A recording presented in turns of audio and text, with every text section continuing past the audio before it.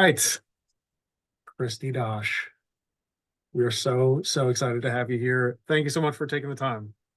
Thanks for having me. I'm excited to chat. There is no one who I enjoy talking to more in this space than you, as you know. For those of you that don't know, Kristi Dosh was really kind of the impetus for Basepath's, a lot of our success is largely due to we did a lot of things wrong when we were starting this company. The one thing we did right was we said we want to sponsor the Business of College Sports website and create a partnership with Kristi. We did that back in early 2022, and it was to this day one of the best decisions that we ever made. So, Kristi, you've been a huge proponent of our growth and our own success. I'm super excited to have you on today. For those of you that don't know, Kristi is not only an attorney, not only the founder of Business of College Sports, not only a writer for Forbes and formerly ESPN, and a professor of NIL at the University of Florida. Most recently, I just found out she is also a novelist. And if you're looking for a good read on May 7th, the library Second Chances is going to be hitting a bookstore near you, most likely Amazon. Tell them where to buy it, Kristi. I don't know exactly, but under the pen name of Savannah Carlisle. So apparently I can't write it under my real name because Amazon can't tell the difference between my book I've written about the business of college football, and I'm actually out on submission for another college football, more of an NIL book right now. So my agent was like, "You've got to pick a new name," and so I ended up picking Savannah Carlisle, and it comes out Where May does 7th. Savannah Carlisle come from? I have to know. Well, I love the city of Savannah, so I knew I wanted Savannah to be my first name. And then there's actually a lot of strategy behind picking the name. You got to be able to get the URL and the social media channels. And my Sure. agent was like, "You still want your last name to be towards the beginning of the alphabet because bookstores and libraries still shelve things alphabetically." So it's a lot more strategic than you think it is I to bet. pick a name. And then I didn't want to like swipe someone's real name that like eventually Sure. wanted to have that URL or whatever. The first name I tried, actually, the person came up and they were an accused murderer. And I thought, well, I Oh, don't want people finding that when they Google my name. So the first option was out pretty fast. But yeah, I'm excited. love It's it. obviously really different than what I do on the sports side of things. But I'm a big Hallmark movie buff.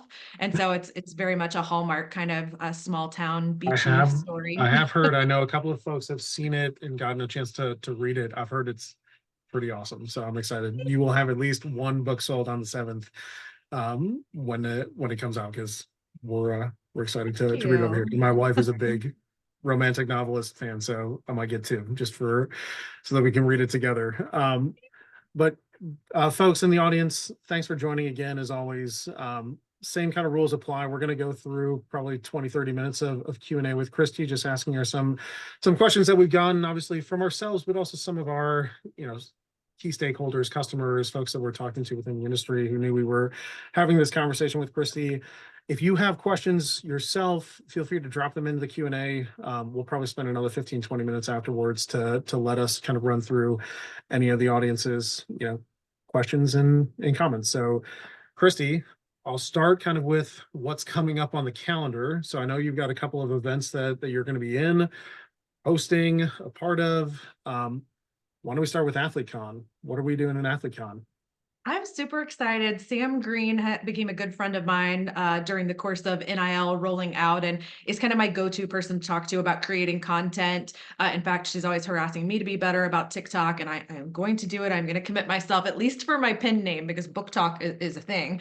But she's an amazing content creator and has put together a really great event that's centered around not a bunch of like stuffy panels that student athletes, frankly, don't have the the motivation to sit through or the attention span for, but actually like hands-on content creation and really getting to work on their skills. And that's exciting to me because the student athletes I've taught in the NIL classes that I teach at University of Florida and that I've worked with through Meta's program and other things, those content creation skills are something they can take with them beyond graduation. I have seen countless student athletes whose career after graduation has changed because they got really good at video editing or, whatever the skill may be. So I'm excited that she's focusing on that. I will be there, not focusing on that because I'm not great at that. I will be focusing on contracts with student athletes. I want to teach them how to spot bad contracts. If they're not going to take the time or the deal's not big enough, they think, to warrant going to an attorney,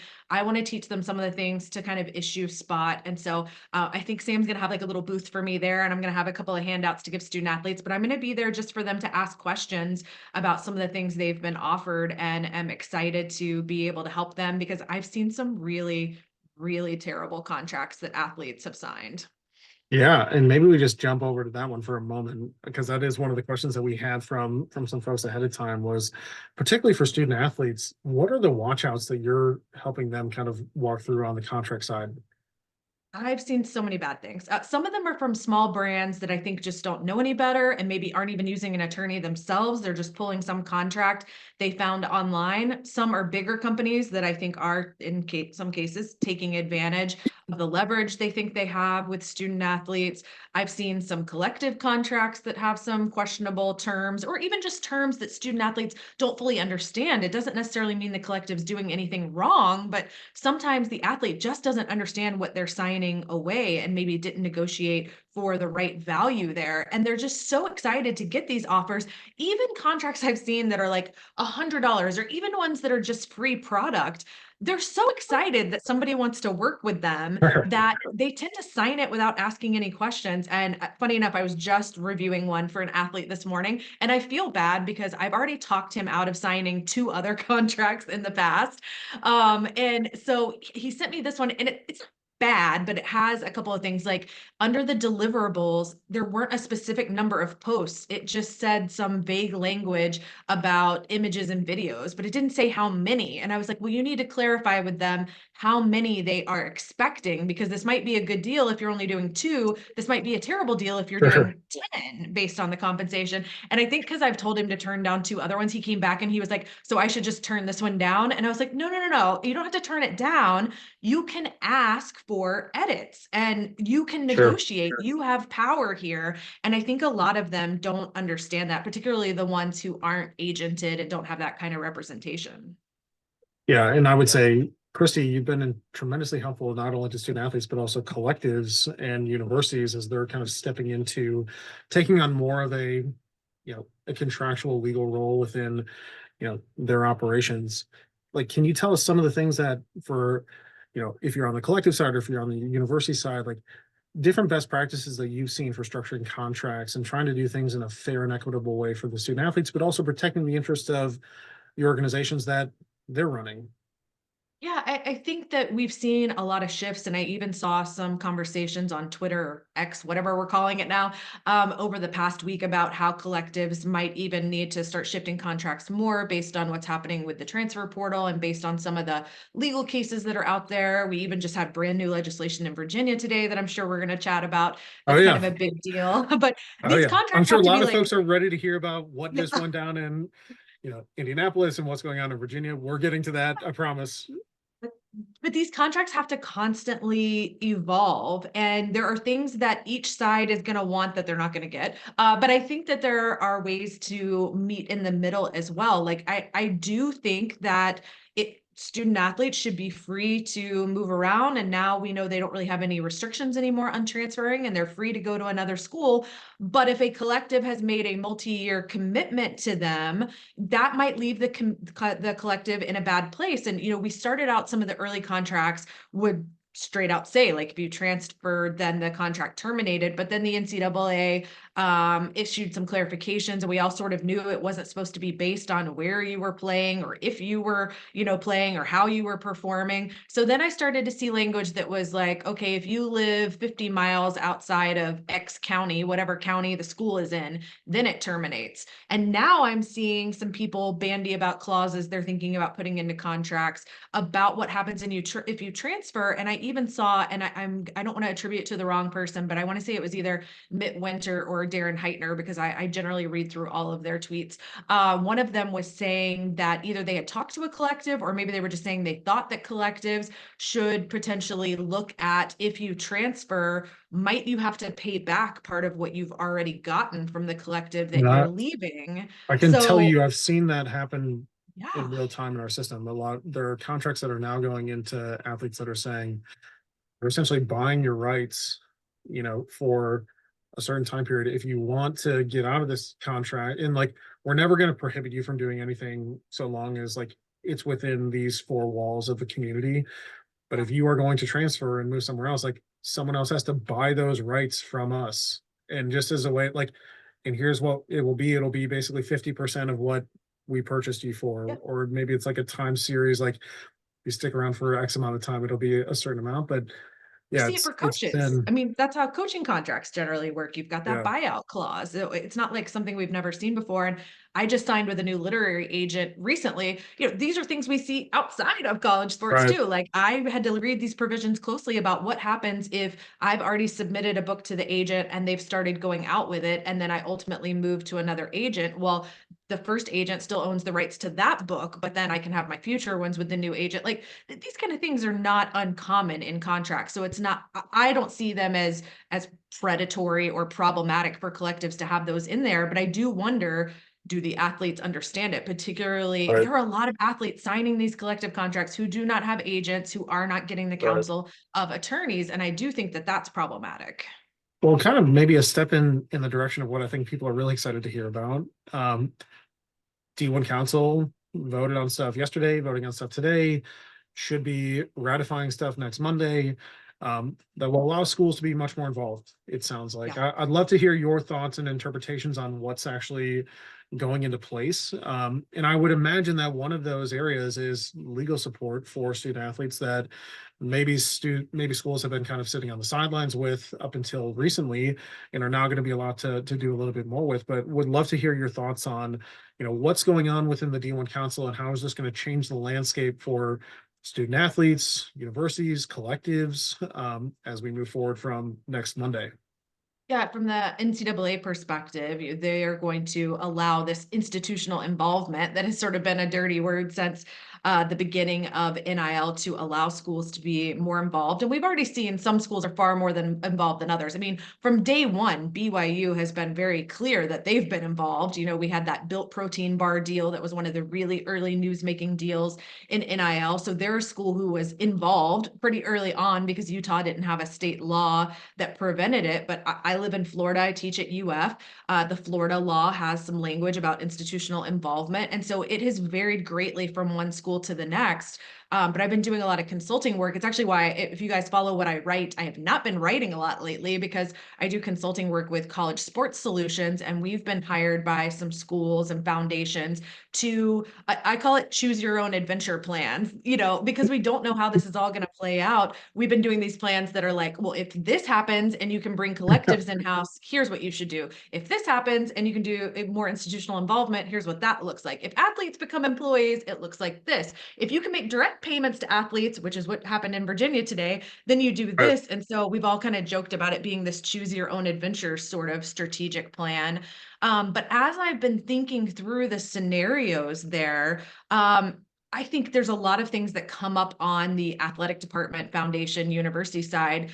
I think you're going to need more staff members. And from day one, I've always said it's not going to stop at just having an NIL director. There's going to be an NIL department, at least at all of the Power Fives. I firmly believe that. I've been saying it since day one of NIL. And there's already schools that have 2 and 3 people that are doing, that have NIL job titles and doing those sorts of things. But you're going to need to have more manpower, especially if you want to put yourself in a position to have the advantage of bringing deals to student athletes. Like, there's a recruiting advantage to being able to tell potential student athletes, here's the department we have, here's how we source deals for you, Right. here's the lawyer we pay for you to have. But it opens up not only staffing issues and budget issues with that, but liability issues. What if you introduce them to a brand who ends up doing something with the student athlete, whether that's taking advantage of them or not paying them or maybe they're at a photo shoot and they end up getting sexually harassed by the photographer. There's a million Right. scenarios in my little lawyer brain that could happen where if the school's the one that made the introduction to the brand, it feels like the school sort of vetted or endorsed to the brand, even if they didn't. So you've got to worry about those kind of concerns. And then I was telling you before we went live today, the one we were talking about this week with somebody I'm consulting with is um, how many outside voices are going to be coming at the people who are doing this in athletics or over in the foundation. You're going to have agents calling, you're going to have parents calling, Right. you're going to have coaches in your office wanting certain things for certain players. Quite frankly, I would not take one of those jobs because I do not think it is going to be a fun job for the people who are trying to juggle all of this. But the athletic departments who jump on this early and have a good framework for it are going to have a huge recruiting advantage.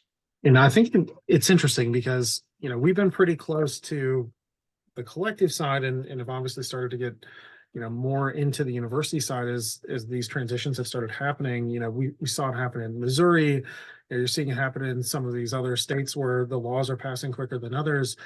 One of the trends that we are starting to see is like this agency model of collective, you know, XYZ collective is becoming XYZ agency that sits kind of within the school's umbrella. Hey, we're going to fundraise for this agent, or we'll fundraise ourselves. We will then pay that agency to leverage their assets, which in many cases are student athletes, to promote, XYZ university. So, hey, we're going to cut you a check for millions of dollars. We want you to use that to pay athletes to promote our foundation, or our institution or our med school or whatever it may be. And that is kind of the model that we're starting to see coalesce in a couple of different places. I'm curious, what are your thoughts on that kind of a model? Are you seeing other types of models popping up? That's the one that seems most common to us, but curious kind of what you're seeing. And obviously you have a ton of reach, even beyond what we are. So yeah, what are your thoughts on those? It's coming up a lot in the consulting space because everybody's trying to figure out, okay, if we can bring our collective in-house, do we want to? And if we do want to, what does that look like? And some of the things that have come up, and every school's different, and has sort of different strengths and a different risk tolerance. Sure. But most schools have a very well established, development department. Maybe it's even an outside separate foundation. You've got fundraisers there already. And at many schools, the fundraisers are already raising money Right. on behalf of the collective. So that's nothing new. But what I'm hearing from those people who do the fundraising is, okay, what we don't want to do is get into the like events business. Like, sure, we put on a few events Sure. a year for our donors, but with NIL, you have, I would hesitate to even call them events. You have these like group appearances. So I know at University of Florida, there were a bunch of Florida players that went to a CVS one day. And I knew there were a bunch of gymnastics athletes that went and did an escape room one day. And at most of those, there was someone, even if it was like an intern from the collective, who's there sort of like making sure everybody shows up and it goes off Sure. without a hitch. There's lots of those like little things that no one currently in athletics or in a foundation has time to manage. Right. Could they staff up for that? Absolutely, they could. And collectives are doing it with pretty lean staffs. I mean, most collectives, I would say, have 1 to 3 full-time staff members. Most of them are not huge with, a dozen plus people working at the collective, and they're using, like I said, interns and other people to do that kind of stuff. But beyond sort of staffing and having the manpower to put together all those tiny little appearances and then make sure they happen and that they happen correctly, you've also got to have the manpower now to go out and find deals and broker them on behalf of athletes. You've also got your normal sort of fundraising duties. Now you're fundraising for NIL, and how does that impact the other things that you're Right. fundraising for? They're That's the one creative I've and that's the one that seems to get the most sticky is like, how do you yeah, incentivize the fundraisers to provide funds for NIL? Because up until now, they've largely been incentivized to do, fundraising within a certain way for a yeah. certain purpose to a certain end. And, changing the structures there is not something that just like you snap your fingers and it's done. It's something that takes real time and consideration. Anyways, what It's we've been kind of hearing too. two-prong. Like, I think people are trying to figure out what are some new things we can do to raise that NIL money. I've heard of doing like an NIL surcharge on season tickets or seat Yeah, licenses. I've heard of all these creative ideas for getting new NIL money in the door that are things they haven't done or haven't offered to donors before. But obviously, having the ability to reward those donors with priority points based on NIL giving will be a big shift for many. So those sort of things are being thought through as well. But then it inevitably, both myself and the other person that I consult with who owns College Sports Solutions, Jeff Schimmel, the thing he and I always come back to because we're lawyers is Title IX. And I was if you just going bring to ask you about it. Like, everything, yeah, you what bring are the everything from the implications of collective Title in, IX? and then what? Yeah, so I'm so glad you brought it up because that was the next place I was going is Title IX. If this thing is in-house, but it's a separate agency, like, is Title IX a risk? Is it something that like this new agency can help to kind of, I won't say avoid, but at least like allow for more flexibility from the Yeah. institutional side? Or is it like, hey, if you're in and you're now, part of the same Title IX discussion as everything else that we do? People feel differently about it. I've talked to a lot of Title IX attorneys about this. I would say the majority of Title IX attorneys that I talk to think that something should remain outside. At least some piece of the collective should Hmm, remain outside, and they should be the ones deciding who's getting the money and how much they're getting, because interesting. having that decision making happening outside of athletics, outside of the foundation, they think there's smaller points to this, but big picture, that's the best chance of sort of insulating you from Title IX issues. We've already seen this case that's out in Oregon that's pending, and they did not name the collective as a defendant, but in the complaint, these female athletes mention the collective, and part of their grievance, there's a number of Title IX issues there, but part of their grievance is they feel like the collective was funneling all the money to football players from these deals that they were doing with Nike. And, plenty of collective, I would say most collectives, unless they were formed to specifically support another sport like basketball or gymnastics or Sure. whatever, they probably have spent more money on football than on any other sport. I don't think that I surprises can say with anyone. certainty, Kristi, we process probably more than anyone else on the collective side. Like, yeah, it's a lot Yeah, of football. that doesn't Like, surprise anybody, but it's being done by the collective. And not only are they the ones dispersing the money, they're supposed to, although we know that the people are influencing it, they're supposed to be the ones making the decisions about how much it is. Now, certainly you've got coaches and other people in their ear. I'm not going to pretend like that's not happening, but there sure. is some insulation when set up properly by having that being done outside. And so I hate to speak for Jeff, but he and I have had this discussion many times, and I think we feel safer leaving some pieces in an outside collective or Yeah. agency versus bringing everything inside. And we're not really going to know until it gets before a judge. I mean, none of us can predict how it's going to play out. Who knows if the federal government will get involved and make any sort of clarification to Title IX. And some Title IX attorneys, although I'd say it's a minority, but a few that I have talked to feel like you could make an argument that as long as you were expending identical or equitable effort on both the men's and women's side, you can't make a brand spend as much money Sure. on women's volleyball as they spend on football. You can present them both options and give equitable time to both in your presentations. And as long as you can sort of show you had that equitable effort, then these attorneys believe you wouldn't have a Title IX problem. But we're talking about how, you would have to be in a court case. You would have to take that chance. You'd have to be able to back it up. You can't just be like, well, when we were on the phone, I told them they could sponsor volleyball or football. Like, that's not going to cut it. And so it's just safer. And for athletic departments that have a lower risk tolerance, like I do, I'm very risk adverse. Sure. I think some of those things are better left outside. And then you've really got to set it up so that no one can take you to court and make the case. Well, yeah, sure, they say it's outside, but essentially they're controlling Right. that entity. I mean, it's more than just keeping it outside. You have to have things set up to put you in a position to be able to argue that it really is separate. Sure. In the world of, and maybe taking a step into the other big case that is making its way through yesterday, Virginia allowing schools to directly pay student athletes, like in that world Yeah. where the school is the direct compensation vehicle for the student athlete payments, like, do those same Title IX rules apply where, hey, we're still presenting the same, the dollars may not be the exact same, but as long as we're doing our part to make sure that we're giving equal opportunity to, you know, the women's athletes as well as the men's athletes, like that box is checked, or will you have to see?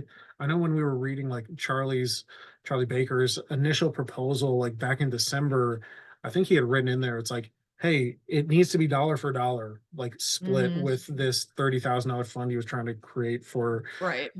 within that proposal at the time. Like, does it, do you expect in a state like Virginia where the school is directly paying that you're going to have to see dollar for dollar splits, or is it back to that same kind of philosophy of like, as long as we're doing our best to provide an equitable opportunity for every single athlete within our department, man or woman, um, like we have checked the Title IX box. I think direct payments, it's gonna need to be dollar for dollar. Okay. Just like, again, I am a very risk adverse attorney. My mom was just telling Sure. me the other day that one of my first report cards in kindergarten was about how I didn't take any risks on the playground. And she was like, "You haven't changed." And I was like, "No, I really haven't." Um, maybe that's why I became a lawyer, because I'm so That's risk so funny, adverse. dude. My daughter's parent teacher, my daughter is 5 years old. She's in pre-K. We had a parent teacher conference yesterday, and she got a check minus in the like doing things on her own box. Like she wants to be in the group, wants to be protected by her friends. Just that's so funny. Oh, some So of those things I just would follow be you thrilled if around. my daughter was the next Kristi Dosh, is what I'm basically trying to say. She's on the right track. Well, I also got talks too much, which I don't think will surprise anyone who's ever met me. So, but it has served me well. I always say, I Yeah. want to go back and tell my teachers, I get paid to talk now. See, it wasn't Yeah. bad. But oh, sorry. Now I've lost my train of thought. Virginia, dollar for Oh, yes, dollar. Virginia. Okay, dollar for dollar. Yes, I think being risk adverse, I would say dollar for dollar. And most people I've seen write about this feel the same way. You know, I had Mark Emmert on campus at UF with me right before he retired, and actually, and our talk together is still up somewhere online. He talked about how he for years had tried to promote this model where athletes could be university ambassadors. And that's because that concept already exists on campuses. I've done a webinar before with somebody from Cincinnati, Marty Ludwig, who's a good friend. And he is, although helping with NIL, he sits in a university office and he has worked with influencers on campus for a long time. And we talked about how they work with those influencers. Learfield brought me in, gosh, probably 7, 8 years ago for a summit that they did, not for athletes, but for campus influencers, where they were launching a new line of vintage college apparel. And they were using these university influencers, one from each school in the SEC, to promote this new line. And they did this big summit with them over the course of a few days that I went to. So that concept has existed on campuses for a long time. And so I think there's people we can all go talk to at the university level who are managing those campaigns and find out how they're doing them and how are they addressing Title IX, because that would apply at the university level as well. So I, Virginia now is going to allow direct payments. I think that university ambassador sort of role is what a lot of people are talking about in terms of how to implement it. And again, I think those examples already exist if you look at what schools have already been doing with influencers on campus and emulate that on the athletic side. Super interesting, and a model that I think would have made and probably still makes a ton of sense as schools are getting more and more involved in the direct compensation side, because it will be interesting to see what they're going to be compensating these athletes for as they are allowed to make those payments to Yeah. them. But think Um, about it, like at Colorado, I love Boulder. I didn't go to sure. University of Colorado, but I always say if I was going to go back to school, that's probably where I would go just Uh, because I like the I was location. I was But just there. We were onboarding 5430. That has got to be one of the coolest campuses in the isn't entire it? It's country. gorgeous. I love Unbelievable. the location, but like, who better to be an ambassador than if you could have, Shiloh and Shador Sanders and Travis Hunter, Uh, they no doubt have brought eyeballs to Colorado that weren't already they there. were As a matter of fact, I have a friend with a kid who's going to University of Colorado in the fall. And like not that she didn't know it existed, but I think she paid more attention and really thought about applying there because of all the attention that really the if Sanders you look men at and Travis if you look at Hunter the have put application on the rates, school. yeah, it's backed up by data. The application rates at Colorado, at least what they were telling me when I was there, have had a marked increase year over year from when Coach Prime signed up. And then obviously, these tremendous athletes that kids are, they're real influencers, Yes. they have real audiences of young men and women who are aspiring to do the things that they're doing, and they want to go to school where they're going to school. It's like, it Right. has a real meaningful impact. Um, I heard there was an old saying that I heard a long time ago when I was just starting in the industry of like, athletics is it's like Front porch. the front porch, it's the window into, it is certainly the most visible part of an institution, save like, you know, the law school at Harvard and like the med school at Johns Hopkins. But like the vast majority of institutions out there, athletics are what is seen and what Yeah. drives an engagement within a community. There is no doubt in my mind, if you were having athletes to stand up as ambassadors, that they would have a really meaningful impact on Yeah. future enrollment, engagement, all different types of ways that you could, I'm sure, monetize them. I Um, saw, just as a side note, I saw, and no, it no, doesn't have to be Shiloh Sanders or Shador Sanders who's doing it. Emily Cole at Duke, who's grown her following tremendously during the course of NIL, was not someone who Caitlin started Clark. following. But yeah, she walks around campus all the time doing her videos, and you see Duke's beautiful campus in the background. And I have seen people leave comments on there saying, "I'm coming on a campus visit to Duke," because they see it in the background in her videos, and they're getting this exposure to campus they wouldn't otherwise have. And like she's doing that for free, but Duke should be paying her to do that. Oh, I mean, I would guarantee that Caitlin Clark has driven more interest in young men Yeah, and women, like young women and young men, like to go to Iowa right, because she's a superstar and like has shown that it's cool to be an Iowa Hawkeye. right. Um, Yeah, good point. I want to leave some time for some of the Q&A. We've got a couple of questions in there already, but and feel free, folks, again, to continue to drop them in there as we get here. I wanted to leave a little bit of time to talk about NACDA because I know you've got another big event coming up there. So last year, the first inaugural kind of like NACDA NIL track that you were really the champion of. What are we doing this year? It's bigger and better, which I'm so excited about. Last year it was on Wednesday, so it was the tail end. A lot of you had already gone home. I understand. It didn't hurt my feelings. But I did get them to move it this year. So this year we're doing 4 hours on Sunday, and then I we're supposed to do 2 hours each on Monday and Tuesday. I believe I can say this out loud. I had a call with them yesterday, and I think now we're doing 3 hours on Monday and Tuesday. So I think we're gonna end up, what is that? With let's see, 8 total hours. No, now we'll have 10 total hours of NIL programming. I talked to a lot of NIL directors about what did they want to hear, what experts did they want in front of them. We're changing out one panel right now and making some adjustments, so I'm not sure if the whole thing is live yet. But have some incredible panels lined up on things that folks told us they wanted to learn more about. We're going to have some roundtable sessions so people have time to chat kind of more specifically about individual situations with experts in a number of different things. I just today got confirmation from a Title IX attorney that she's going to come do one of the roundtables so that you So, can sit and talk to her about Title IX. In fact, I think I see her on here. Her name's Lexi Trumbull.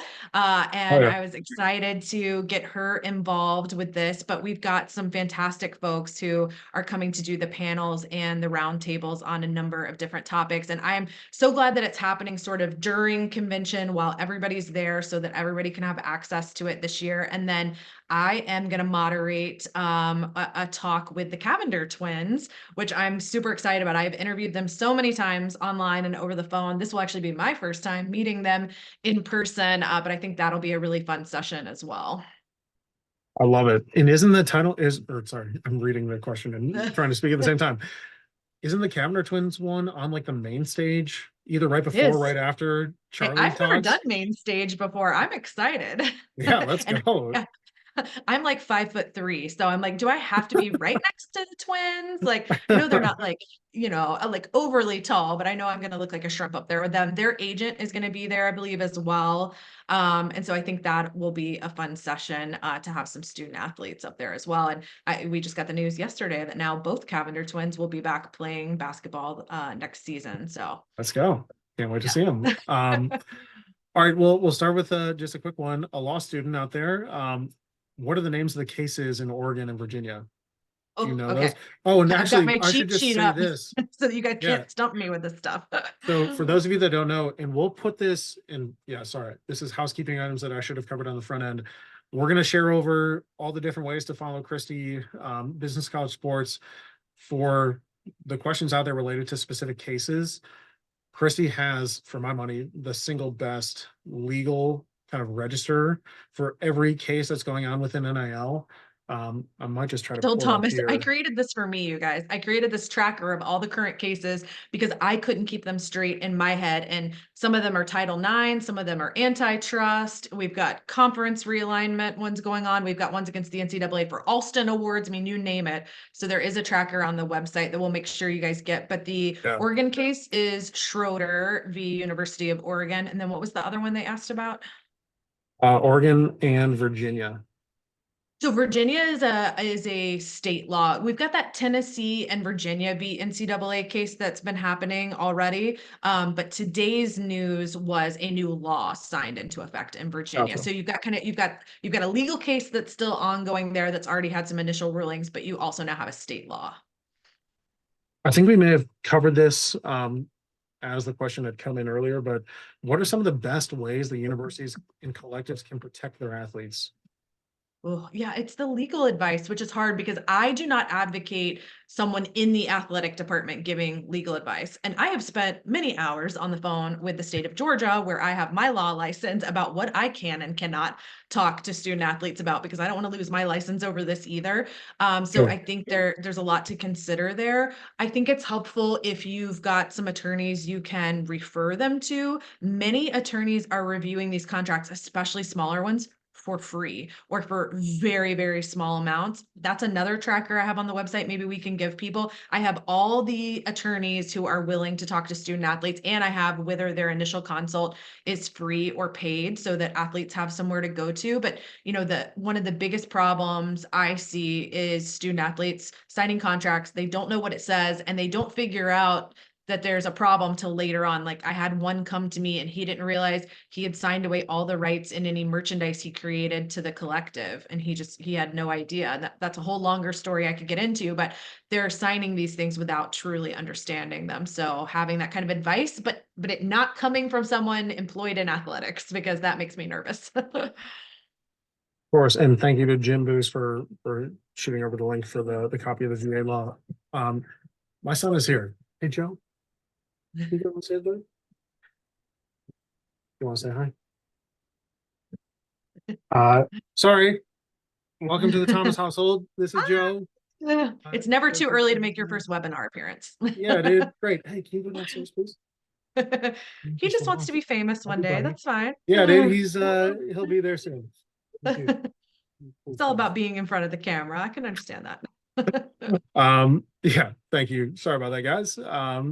He just wants to be a star. Sorry, let me pull up the next one. Do you think Title IX is equipped as written to handle these NIL issues, or will there have to be Title IX amendment to support this changing landscape? Oh, I mean, I think when Title IX was written, no one was foreseeing that we would be here with NIL and with potentially universities directly paying athletes, and this question of whether they're employees, which, by the way, if they become employees, now we're also talking about Title VII issues. So it becomes really murky when we've got both of them layered in there.